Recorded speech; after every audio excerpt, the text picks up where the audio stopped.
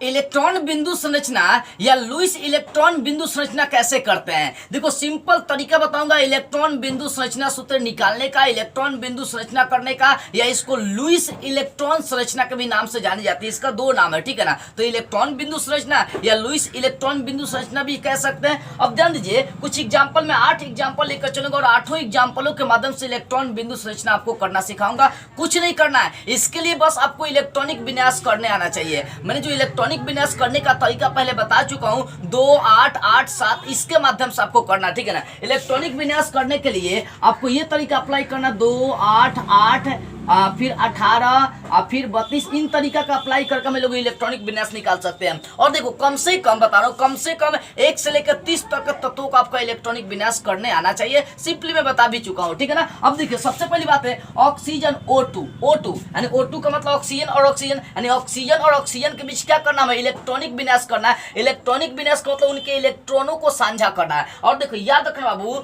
Electron जो होते हैं अपना जो अस्तक होते हैं या तो 2 पर पुराएंगे, नहीं तो 8 पर पुराएंगे, नहीं तो 18 पर पुराएंगे, नहीं तो 32 पर पुराएंगे। जिस इलेक्ट्रॉन जिस तत्व के पास 1 इलेक्ट्रॉन होगा वो 2 के पास जाएगा, और जिस तत्व के पास 2 से अधिक 3 4 5 6 7 होगा वो 8 के पास जाएगा। याद रखिएगा, तब जाकर वो अपना अस्तक पुराएगा। तो सबसे पहली बात है यहाँ 1 नंबर वाले का मैं काम करता हूँ। 1 नंबर में क्या है, 2 ऑक्सीजन, 1 ऑक्सीजन यहाँ पर लिख दिए, 1 ऑक्सीजन यहाँ पर लिख दिया, ठीक है बाबू। दोनों ऑक्सीजन मैंने लिख दिया। अगर यहाँ पर H2 रहता तो H लिखता, क्योंकि O2 है तो मतलब ऑक्सीजन 2 है। अब सबसे पहली बात समझिए, ऑक्सीजन की परमाणु संख्या कितनी होती है, 8 होती है। ऑक्सीजन की परमाणु संख्या कितनी होती है, 8 होती है। इसका इलेक्ट्रॉनिक विन्यास करेंगे तो इसका इलेक्ट्रॉनिक विन्यास 2,6 कितना होगा, 2,6। तो बाह्यतम कक्ष में जो इलेक्ट्रॉन होता है उसी इलेक्ट्रॉन को लिखते हैं और उसी का आपस में संझा करते हैं, वही अपना अस्तक पुराते हैं। तो याद रखिएगा, परमाणु संख्या याद होनी चाहिए तत्वों का, और उसका इलेक्ट्रॉनिक विन्यास करें। इलेक्ट्रॉनिक विन्यास करने में बाह्यतम कक्ष में जो इलेक्ट्रॉन होगा वही इलेक्ट्रॉन लिखेंगे। तो ऑक्सीजन के पास कितना इलेक्ट्रॉन है बाबू, 6 इलेक्ट्रॉन है। तो देखिए यहाँ पर लिख देता हूं मैं, ध्यान से समझिएगा। 2 यहाँ पर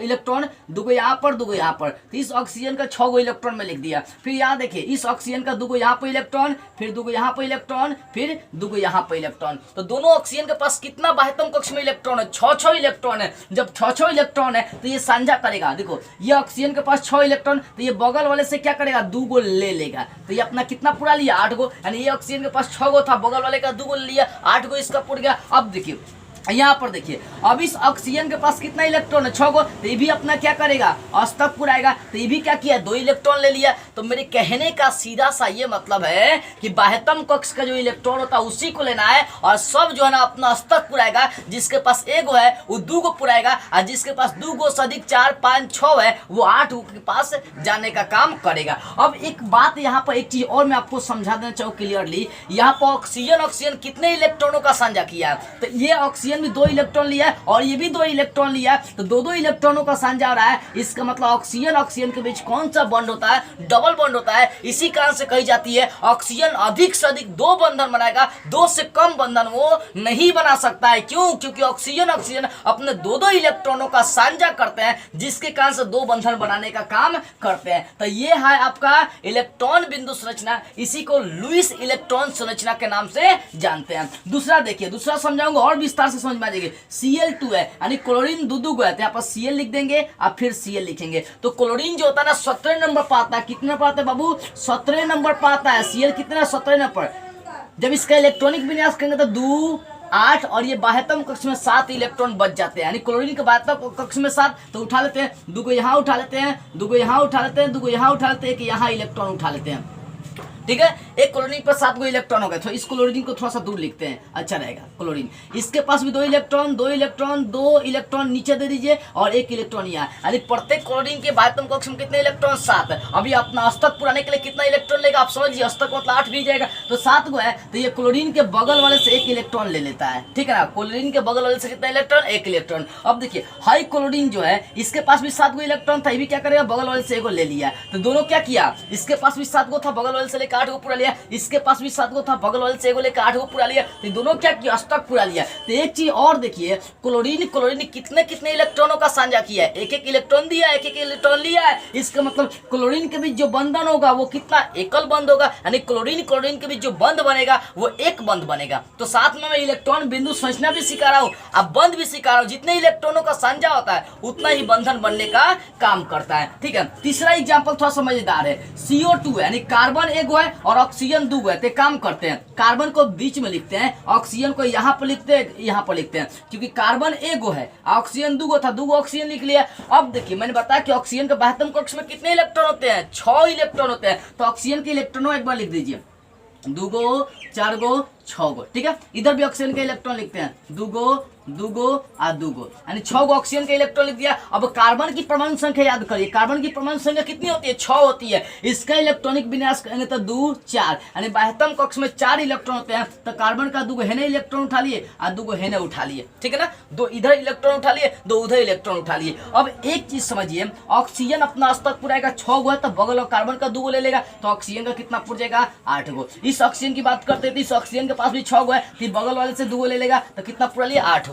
तो दोनों ऑक्सीजन अपना स्टॉक पूरा लिया है, लेकिन बट याद रखिए बाबू कि कार्बन बचा है, कार्बन के पास 4 इलेक्ट्रॉन है, तो ये भी तो अपना स्टॉक पुराएगा ना। तो ये भी अपना स्टॉक पुराने के लिए 2 गो हेने से लेगा, 2 गो हेने से लेगा, 4 गो है तो 4 गो लेना चाहेगा, तो 2 गो इधर का 2 गो इधर का। तो ये क्या किया, अपना स्टॉक पुरा लिया, ये भी 8 गो पुरा लिया। तो यहाँ पर देखो 2-2 इलेक्ट्रॉनों का संचार रहा है, मतलब बंधन, ऑक्सीजन कार्बन 2 इलेक्ट्रॉन को, ऑक्सीजन कार्बन 2-2 इलेक्ट्रॉनों का। इसका मतलब O double bond C double bond O, यानी कार्बन ऑक्सीजन के बीच कितने बॉन्ड, यानी कार्बन डाइऑक्साइड के जो बंधन बनेंगे CO2 के बीच, ये वाले बंधन बनने का काम करेंगे, क्योंकि यहाँ पर भी 2-2 इलेक्ट्रॉनों का साझा हुआ है।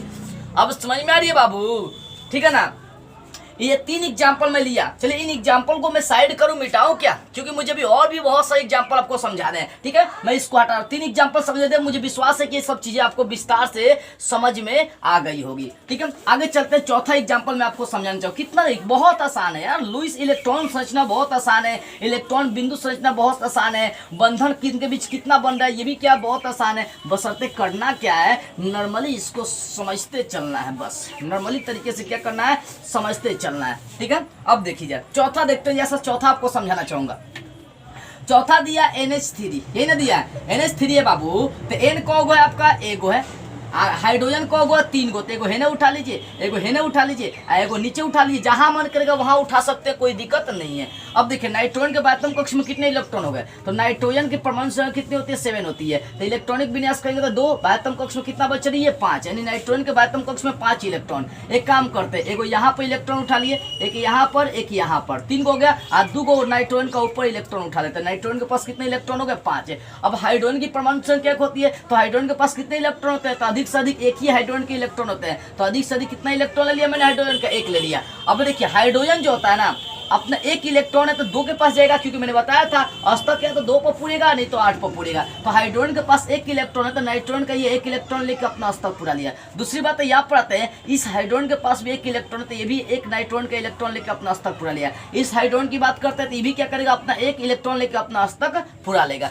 तो इस टाइप से तीनों हाइड्रोजन ने क्या किया, अपना अस्तक पुराने का काम किया। लेकिन एक चीज और बच जा रही है, नाइट्रोजन के पास 5 ही इलेक्ट्रॉन है, ये भी तो अपना अस्तक पुराएगा। तो नाइट्रोजन क्या करेगा, तीनों हाइड्रोजन का 1-1 इलेक्ट्रॉन ले लेगा, तीनों हाइड्रोजन का 1-1 इलेक्ट्रॉन ले लिया, और ये भी अपना अस्तक पूरा लिया, ये भी क्या किया, अस्तक पूरा लिया। अब एक चीज देखिए, यहाँ पर मात्र 1-1 बंधनों का साझा हो रहा, हाइड्रोजन नाइट्रोजन के बीच 1-1 इलेक्ट्रॉन, हाइड्रोजन नाइट्रोजन के बीच 1-1 इलेक्ट्रॉन, और उसके बाद नाइट्रोजन जो है ना, तीनों हाइड्रोजन से 1-1 इलेक्ट्रॉन का साझा कर रहा है। इसका मतलब इसका जो बंधन हो जाएगा, नाइट्रोजन हाइड्रोजन नाइट्रोजन हाइड्रोजन, यानी NH3 में जो बंधन होगा वो सबके बीच कौन सा बंधन बनेगा, एकल बंधन। और नाइट्रोजन 3 इलेक्ट्रॉन का साझा किया है, इसका मतलब नाइट्रोजन पर कम से कम 3 बंधन बनने का काम करेगा। तो इस टाइप से आप इसको लिख सकते हैं। 5वां एग्जाम्पल में आपको समझाना चाहूँ, H2O है, यानी ऑक्सीजन को है, एगो है, हाइड्रोजन को होगा 2 गो, एगो हेने लिखिए, एगो हेने लिखिए। आप चाहेंगे तो ऊपर भी लिख सकते हैं, नीचे भी लिख सकते हैं। हाइड्रोजन के पास कितने इलेक्ट्रॉन, 1 होते हैं। ऑक्सीजन के बाह्यतम कक्ष में कितने इलेक्ट्रॉन होते हैं, 6 भी बताए भी थे। तो 2 गो ऊपर लीजिए, 2 गो नीचे लीजिए, एगो हेने लीजिए, एगो इधर लीजिए, ठीक है, इधर ले लीजिए। अब एक चीज समझिए, एक चीज ध्यान से समझिएगा, जो हाइड्रोजन होता है वो 2 के पास जाएगा, अपना स्टॉक पूरा लिया, एक ऑक्सीजन से ले लिया, इधर वाला भी हाइड्रोजन क्या करेगा, एक ऑक्सीजन से लेकर अपना स्टॉक पूरा लिया। लेकिन यहाँ पर ऑक्सीजन के पास 6 इलेक्ट्रॉन, ये भी क्या करेगा, दोनों से एक एक इलेक्ट्रॉन लेकर अपना स्टॉक पूरा लेगा। तो इस टाइप से आपका इलेक्ट्रॉनिक विन्यास क्लियर हो गया। देखो दुनिया के कोई भी हो, सबका इलेक्ट्रॉनिक विन्यास आसानी से ऐसे ही कर सकते हैं। जैसे मान लीजिए यहाँ पर HNO3 है, यानी मतलब ऑक्सीजन 3 गो है और नाइट्रोजन 1 गो है और हाइड्रोजन 1 गो है। अब देखिए इनका कैसे इलेक्ट्रॉनिक विन्यास करना है, सिंपली आप समझिएगा तो ध्यान से समझ में आ जाएगी। छठा नंबर में बता रहा हूँ, उसके बाद अपने से घर पर जाकर आप बनाइएगा। छठा नंबर में क्या है कि हाइड्रोजन है, ऑक्सीजन 3 गो, तो एक काम करते हैं नाइट्रोजन को लिख देते हैं, ठीक है, नाइट्रोजन को लिखते हैं और ऑक्सीजन 3 गो है, तो एगो ऑक्सीजन इधर उठा लीजिए, एगो ऑक्सीजन इधर उठा लीजिए और एगो ऑक्सीजन नीचे उठा लीजिए, हाइड्रोजन को ऊपर लेकर चलिए, ठीक है, यही ना चीजें है। अब नाइट्रोजन के बाह्यतम कक्ष में कितने इलेक्ट्रॉन होते हैं बाबू, 5 होते हैं, तो 2 गो इधर उठा लिए और 2 गो इधर उठा लिए, ठीक है, HNO3 नाइट्रिक अम्ल। अब सोचिए ऑक्सीजन के बाह्यतम कक्ष में कितने इलेक्ट्रॉन, ऑक्सीजन के बाह्यतम कक्ष में कितने इलेक्ट्रॉन, 6 गो इलेक्ट्रॉन होते हैं। ऑक्सीजन के बाह्यतम कक्ष में कितने इलेक्ट्रॉन, 6 इलेक्ट्रॉन। अब समझिए पहले तो हाइड्रोजन अपना स्टॉक पुराएगा 2 इलेक्ट्रॉन लेकर, क्योंकि हाइड्रोजन के पास 1 इलेक्ट्रॉन है। इस ऑक्सीजन के पास भी कितने इलेक्ट्रॉन बाबू, 6 इलेक्ट्रॉन। अब सोचिए हाई जो ऑक्सीजन है, ये जो ऑक्सीजन है, ये भी बगल से 2 गो लेकर अपना स्टॉक पूरा लेगा, ये भी बगल से क्या करेगा, 2 गो लेकर अपना स्टॉक पूरा लेगा, ठीक है। उसके बाद इस ऑक्सीजन की बात करते हैं, तो ये ऑक्सीजन के पास 6 इलेक्ट्रॉन है, इसी का पलड़ा जो है ना इधर उधर हो जा रहा है। अब ये किससे लेगा, इस ऑक्सीजन के पास जो है ना 6 इलेक्ट्रॉन्स है और नाइट्रोजन अपने सारे इलेक्ट्रॉनों का साझा कर चुका है। तो ये काम करे किससे किससे किससे। अब देखो ये जो ऑक्सीजन बच रहा है, ये ऑक्सीजन किसी से भी ले सकता है, इससे भी ले सकता है, इससे भी ले सकता है, तो इसको किसी से भी इलेक्ट्रॉन आप दे सकते हैं, क्योंकि नाइट्रोजन के पास अभी इलेक्ट्रॉन नहीं बचा है, तो ये आपका 2 इलेक्ट्रॉन इधर से भी ले सकता है, ठीक है। अब नाइट्रोजन के पास 5 इलेक्ट्रॉन बचा हुआ है, तो ये क्या करेगा बाबू, 3 इलेक्ट्रॉन लेने के लिए काम करेगा, तो एक हाइड्रोजन का इलेक्ट्रॉन लेगा, 2 ऑक्सीजन का इलेक्ट्रॉन ले लेगा, ठीक है, 2 गो इधर ऑक्सीजन का इलेक्ट्रॉन ले लेगा। तो इस तरह से अपना क्या किया, स्टॉक पूरा ले। याद देखिए हर हालत में सारे जो तत्व होते हैं अपना स्टॉक पूराएंगे। इस टाइप से चाहेंगे तो HCl का और NaCl का भी तैयार कर सकते हैं, बस परमाणु संख्या और इलेक्ट्रॉनिक विन्यास आपको करना नहीं चाहिए। बाह्यतम कक्ष का इलेक्ट्रॉन उठाना है और उसको स्टॉक पुराना है। जिसके पास 1 इलेक्ट्रॉन होगा वो 2 के पास जाएगा, जिसके पास 2 से अधिक होगा वो 8 के पास जाएगा। तो इसका स्क्रीनशॉट आप ले सकते हैं, इनका जाकर ऐसे ही करिए। और देखो हर तरह के एग्जाम में इलेक्ट्रॉन बिंदु संरचना यानी लुईस इलेक्ट्रॉन संरचना कई बार पूछते हैं आपके एग्जाम में, कई बार क्या 100% आते ही हैं। इसलिए सारे क्लास के बच्चे इस चीज को अपने दिमाग में बैठा लेंगे और इलेक्ट्रॉन विद्युत संरचना करना सीख लेंगे। मुझे विश्वास है कि सब चीज आपको समझ में आ गई होगी, ठीक है ना। यदि आप मुझसे कुछ पूछना चाहते हैं तो स्क्रीन पर मेरा व्हाट्सअप नंबर है, यहाँ से आप संपर्क कर सकते हैं, लेकिन कॉल नहीं करना, केवल व्हाट्सअप पर मैसेज करना। इस वीडियो को सभी लोगों के पास शेयर किया जाए। जय हिंद।